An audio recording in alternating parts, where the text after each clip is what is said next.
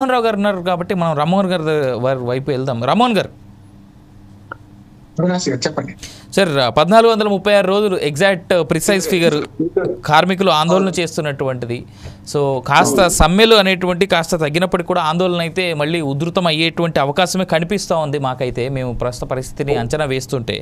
మరి ఈ సందర్భంలో ఇందాక గఫూర్ గారు చెప్పినట్టుగా బీజేపీ నాయకులు చేసినటువంటి స్టేట్మెంట్స్, ప్రైవేటీకరణ తొక్క తోటకూర ఇవన్నీ పక్కనెట్టేసి ముందు మీరు పనులు చేసుకోండి వా అని చెప్పేసి ఒక రకమైన బెదిరింపు లాంటి స్టేట్మెంటే అది లిటరల్గా చూసుకుంటే మనం. సో మీ విశ్లేషణ ఏంటి? ఈ ప్యాకేజ్ ముసుకే ప్రైవేటీకరణ చేయడానికి ఐ థింక్ అచ్యుతరావు మళ్ళీ కనెక్ట్ అయినట్టున్నారు ఆయన. యా, ఈ ప్యాకేజే ప్రైవేటీకరణ చేయడానికి ఇది ఒక ముసుకండి. ఇది ఈ ప్యాకేజ్ లో జిఎస్టి మొన్న 1600 కోట్లు ఇచ్చారు ఆ మధ్యన. అందులో 50% కేంద్ర ప్రభుత్వం మళ్ళీ జిఎస్టిగా తీసుకెళ్లిపోయింది. ఈవేళ ఈ 11,440 కోట్లలో కూడా సుమారు 7,000 కోట్ల పైన బకాయిలు ఉన్నాయి, బ్యాంకు బకాయిలు ఉన్నాయి. కాంట్రాక్టర్లకు బకాయిలు చెల్లిస్తే కానీ వారు జీతాలు చెల్లించలేరు. ఓ పక్క విఆర్ఎస్ ప్రకటించారు, ఆ విఆర్ఎస్ కూడా అరాకొర ఇందులోనే డబ్బులు ఇవ్వాలా. ఇది ఏమిటంటే ఓ ముసుగు. మేము ఇచ్చాం, సహాయం చేసిన ఉద్యోగులు ఎవరు కూడా స్టీల్ ప్లాంట్ ని రివైవ్ చేయలేకపోయారు కాబట్టి అమ్మేస్తామని చెప్పి ప్రజల దగ్గర ఉద్యోగుల్ని కార్మికుల్ని దోషులుగా చిత్రీకరించడానికి ఈ ప్యాకేజ్. దీనికి కావాల్సింది ఏమిటంటే గఫూర్ గారు చెప్పినట్టు ముందు గనులు ఇవ్వాలి, లేదా శైలిలో కలపాలా, అదొక పాత్ర, లేదా మానిటోరియం ప్రకటించాలా. ఇప్పుడు విశాఖపట్నం స్టీల్ ప్లాంట్కి సుమారుగా 22,000 కోట్ల రూపాయల అప్పులు ఉన్నాయి. ఆ అప్పుల మీద వడ్డీల మీద ఒక 2 సంవత్సరాలు కేంద్ర ప్రభుత్వం మానిటోరియం ప్రకటించినా ఇది సర్వే అవుతుంది. అదే టైంలో ఇప్పుడు మన ముఖ్యమంత్రి గారు చెప్తున్నారు, ఆలు లేదు సూలు లేదు అనకాపల్లి దగ్గర మెట్టలకి గనులు ఇవ్వండి అని చెప్తున్నారు. దీనికి గనులు ఇవ్వమని చెప్పాలి తప్ప పరిశ్రమ మూతపడిపోతుంది. 32 మంది ప్రాణత్యాగాలతోని 60 మంది ఎమ్మెల్యేలు ఎంపీలు రాజీనామా చేసి ఉమ్మడి ఆంధ్ర రాష్ట్రంలో ఉద్యమం వచ్చి ఈ స్టీల్ ప్లాంట్ నిలబెట్టుకోకుండా ఎవరో మెట్టలు అనకాపల్లి దగ్గర వచ్చి ఆయన పరిశ్రమ పెడతాడో లేదో తప్ప ఆయనకు భూములు ఇవ్వండి, ఆయన గనులు ఇవ్వండి అని మన గౌరవ ముఖ్యమంత్రి గారు సలహా ఇస్తున్నారు. అదే విధంగా మాధవ్ గారు ఆయన ఎమ్మెల్సీ, ఆయన తండ్రి గారు చలపతిరావు గారు కూడా గౌరవప్రదంగానే ఆయన ఎమ్మెల్సీ చేశాడు. ఆయన ట్రేడింగ్ మినిస్టర్, విశాఖ నగరంలో అనేక రంగాల్లో ట్రేడింగ్ రంగంలో చలపతిరావు గారు ఉన్నారు. ఆయన ఎప్పుడు ఇటువంటి మాట్లాడలేదు, కొద్దిగా దురుసుగా మాట్లాడాడు. నిన్న మాధవ్ మాట్లాడాడు. రోజు చాలా మంది అచ్యుతరావు గారు ఐ థింక్ మళ్ళీ ఆయన దగ్గర ఇంటర్నెట్ ఇష్యూ అనుకుంటా. రైట్, నేను నాకు తెలిసి రామ్మోహన్ రావు గారిని మాట్లాడించే కంటే ముందు బీజేపీ నేత కూడా మనతో పాటు ఉన్నారు. జవాబు చెప్పేది ఉన్నాడు కదా, నేను మాట్లాడు. కరెక్ట్, జవాబు చెప్పాల్సి కేంద్ర ప్రభుత్వం కదా. అవును అవును. 2 విషయాలు గమనించాలి మనం. ఆంధ్రుల హక్కు విశాఖ హక్కు అని 1960లో మొదలైన ఉద్యమం. నేను చిన్నపిల్లవాడినప్పటికీ. కానీ ఆనాడు అమృతరావు గారు, ఇక్కడ అచ్యుతరావు గారు ఉద్యమంలో ఉన్నారు, అప్పుడు అమృతరావు గారు వారి అయిన తర్వాత 32 మంది ఉమ్మడి ఆంధ్రప్రదేశ్ లో అమరులయ్యారు. తెలంగాణ అచ్యుతరావు గారు కమ్ బ్యాక్ టు అండి, నేను మళ్ళీ మీతో మాట్లాడిస్తా. అచ్యుతరావు గారు, రామ్మోహన్ గారు, మీరు ఉద్యమం సింగరేణి గల్ల ఉద్యమం ప్రాంతం నుంచి వచ్చిన వాడికి కనుక ఉద్యమ సంగతి తెలుసు మీకు కనుక. ఆనాడు 32 మంది బలిదానం చేస్తే అది ఆనాడు ఏదైతే ఇందిరాగాంధీ గారు ప్రధానమంత్రిగా ఉన్నారో అప్పుడు బ్రహ్మానంద రెడ్డి గారు ముఖ్యమంత్రిగా ఉన్నప్పుడు అది అమలైంది. మెల్లమెల్లగా అది 10 ఏళ్లు పట్టింది అమలు కావడానికి.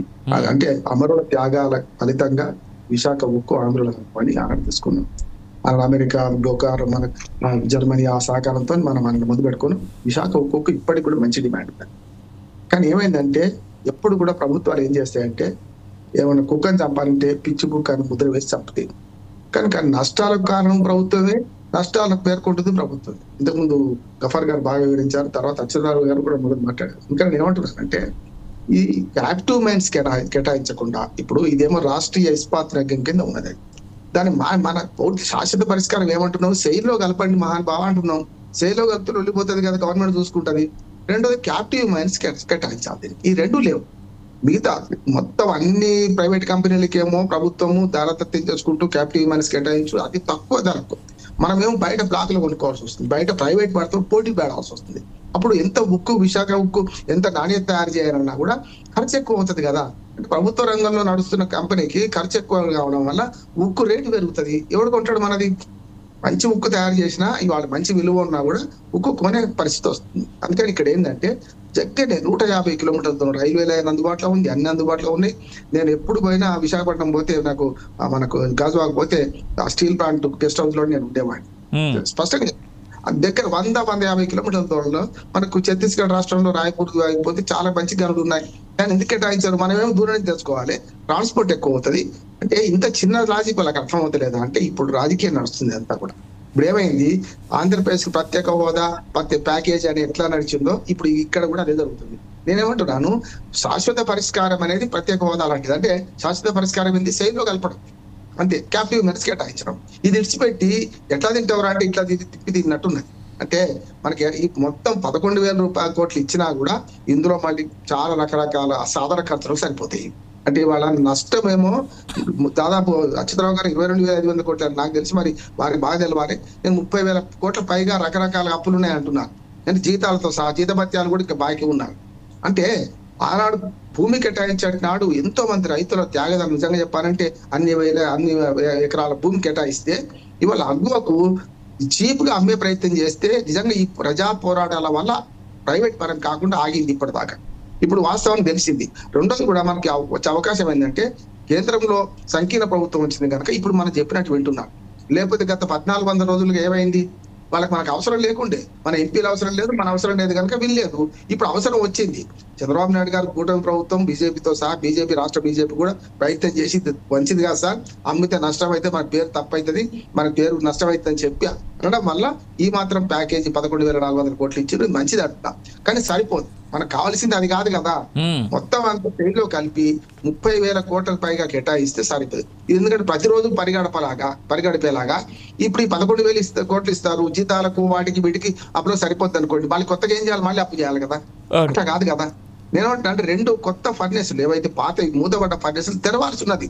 అచ్యుతరావు గారికి అందరికంటే బాగా తెలుసు, ఉద్యమంలో ఉన్నారు వారు కనుక. ఆ ఫర్నేసులు తెరవాలి కదా. అక్కడ కొత్తగా ఫర్నేసులు తెరవాలి, ఉత్పత్తి పెంచాలి. ఎప్పుడైనా ఒక మాట అవినాష్ గారు, కడవకైనా చాంతాడే ముత్తకైనా చాంతాడే అంటారు. మీకు చిన్న బకెట్ కట్టినా ఆ చాంతాడు అంత పొడి కావాల్సింది. ఇక్కడ మొత్తం నడిస్తే లాభం వస్తుంది, సగం సగం నడిస్తే లాభం రాదు కదా కుంటుతూ నడిస్తే. అందుకని ఇక్కడ దీనికి శాశ్వత పరిష్కారం వైపు బీజేపీ వాళ్ళు పోవాలని, దానికి రాష్ట్ర బీజేపీ కృషి చేయాలి. దాంతో పాటు ఎన్డీఏ కుటుంబంలో ఉన్న బీజేపీ, మనకు తెలుగుదేశము, మన జనసేన ఉన్నది. ఈ ఉద్యమ నాయకులు మేమందరం ఎట్లా ఖచ్చితంగా కావాలంటున్నాం కనుక కేంద్ర ప్రభుత్వాన్ని ఒప్పించి దీనికి శాశ్వత పరిష్కారం సాధించడం మాత్రమే సాధ్యమైంది. కానీ ఇట్లా అరగోర హామీలతోనే లేకుండా అరగోర డబ్బులతోనే వస్తే ప్రతిరోజు పరగడిపి అప్పటికప్పుడు సరిపోతుంది, మళ్ళీ రేపు అప్పులప్పాలు అవుతుంది. అట్లా కాకుండా ఉండాలి. క్యాప్టివ్ మెరిట్స్ కేటాయించాలి, శైలిలో కలపాలి. దాంతో పాటు దాన్ని పూర్తిగా లాభాల్లోకి ఇచ్చే ప్రయత్నం చేయాలి. లేకపోతే మళ్ళీ 4 రోజుల తర్వాత ఇదే మొదటికి వస్తుంది.